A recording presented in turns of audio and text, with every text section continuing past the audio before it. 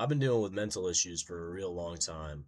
And in talking to people, in doing therapy, in, trying to receive help, in talking to other people, in seeing how other people view the world, trying to figure out why I view the world, you essentially realize that there are two types of people.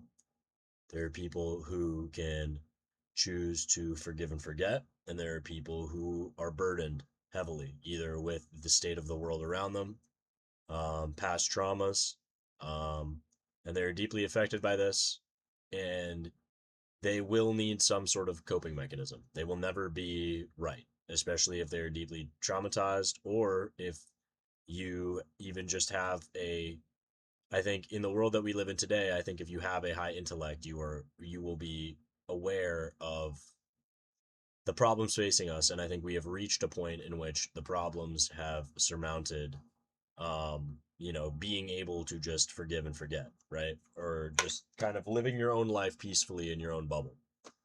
And I think that, you know, the large majority of people feel that it is more productive for their own lives to choose the latter. And I think that's true. I agree with that, obviously, because you're not wasting your energy um, thinking about things that aren't really befalling you.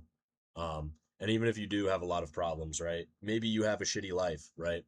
But you would require some sort of coping mechanism. I think even people who are deeply traumatized from a young age require some sort of coping mechanism, right? People who are devoutly religious, a lot of times it stems from some sort of childhood trauma, or people who go to the gym religiously, right? Or people who devote themselves to, one thing in life, right? I think that is cope. That is cope, right? You're coping just as much as the guy on pills, just as much as the guy going to therapy. At the end of the day, it's all cope, right? It all comes back to, you know, dealing with your problems, right? And some people struggle in dealing with those because they are able to feel more deeply. And I think the problem arises in that you can't, it is not beneficial to your life. It is not beneficial to be what we have deemed a human person, right?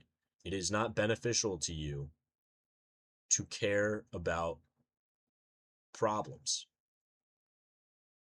And the only time in which they want you to care, right, is when they're profiting off of that. And that's in the news. That's when they're bringing up stories that will make you mad. That's on TikTok. That's, click engagement. That's stuff like that.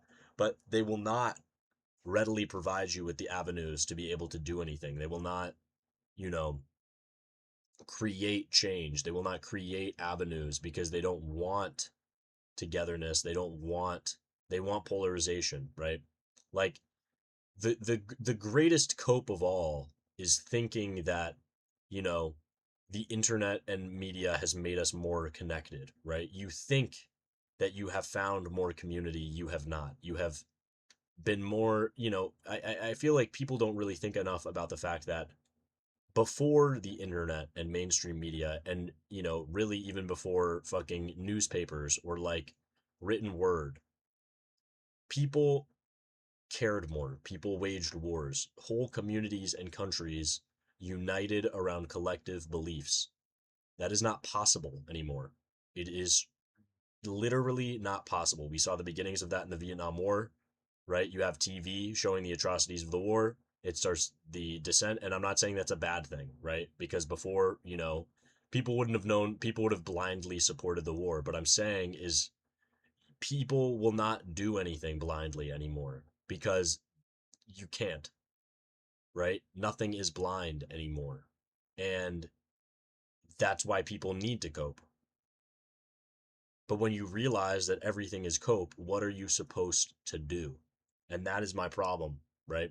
Because I did therapy, I took medication, I have, had struggled with addiction. I've fought with this for a long time, and it really does seem like there's, even changing your mindset, even really adopting the belief, right? Oh, there's nothing much I can do about it. Why would I do anything about it? That is cope. You're coping. Is that not cope? just resigning yourself.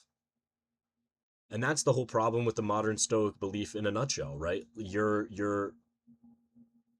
not a better man, you're not a stronger man for not feeling upset by things that should upset you. Why did it become, like, I think the greatest trick that was ever pulled on American civilization, on civilization as a whole, was telling people, right, at the turn of the century, that the rise in mental health was, you know, a problem with the people, a problem of the masses, and not a problem of what was being done unto the masses. Um, and I think we're seeing, that sort of starting to rear its head. Um, because you have a lot of people who have no real um way to deal with what they're going through, whether that be in the world, whether that be their own personal traumas, and they turn to cope, and that is all it is, and they need cope, right? I think that's what a lot of people don't understand, is that sometimes, and maybe that's the conclusion I need to come to. I think I'm aware of the fact now that I need some sort of coping mechanism, but my problem is that I don't feel comfortable coping, right? Because deep down I'll know it's cope. So how could I be happy coping with my own existence, right? To not feel bad about it when you know that deep down it is cope, right? Unless you don't view it as cope, unless you view it as some sort of something that it's not, right? How are you to feel good about that?